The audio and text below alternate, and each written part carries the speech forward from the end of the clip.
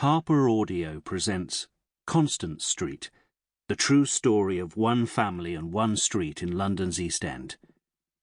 By Charlie Connelly. Read by Leighton Pugh. Chapter 1. A little before 7 o'clock on the evening of the 19th of January 1917, Nellie Greenwood was just about to close up the laundry when all the windows blew in. Just before it happened, the lamps had flickered for a couple of seconds, causing her to look up with the heavy iron poised just above the sheet she was pressing.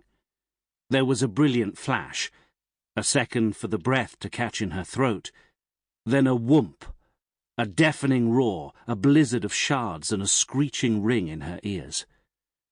She clamped her eyes closed, and as the ringing diminished, other sounds began to emerge from the white noise.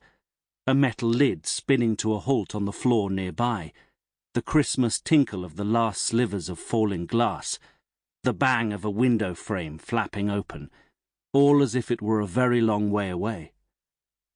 Then silence, and the chill seeping into her cheek that told her she was lying on the stone floor.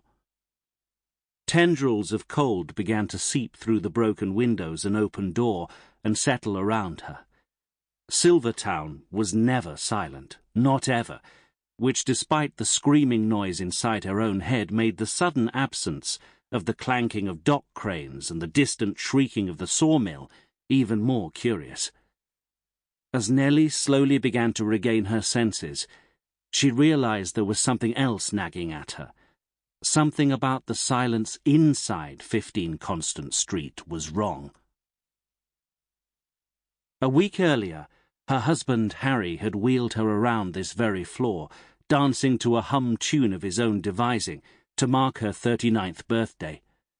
He'd managed to coax her out to Cundy's, the pub at the end of the street, for a couple of hours in the evening, leaving their eldest child Winifred in charge of her 5 younger sisters.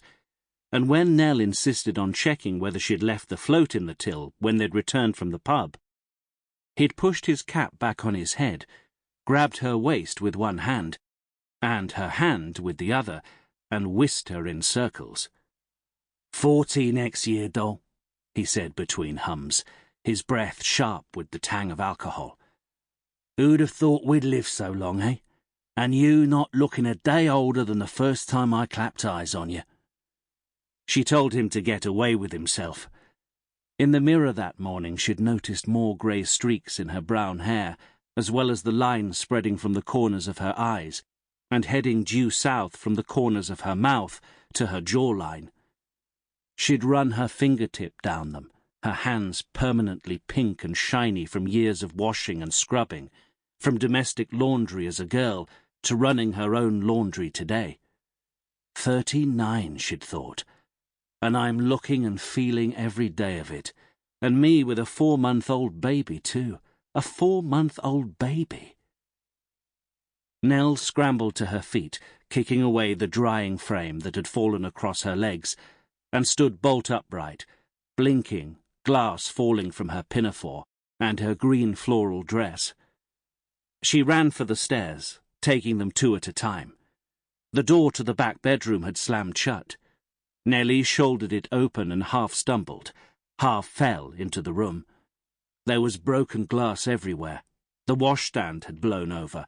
The basin was smashed. The little framed pictures were off the walls. And in the corner was the crib, tipped onto its side and sprinkled with sharp slivers that twinkled in the twilight like birthday icing. Next to the upturned crib, face down and sprawled motionless on the floor among the daggers of glass, 4-month-old Rose. Fighting back a sudden surge of cold nausea, Nellie took 2 long paces forward, each seeming as if there were suddenly miles between her and her child. She reached down with her raw laundress's hands and carefully picked the baby off the ground. She was limp. She turned the child around and held her face to face. Rose stirred, stretched her arms, fanned her fingers, yawned, and half opened. Sample complete. Ready to continue?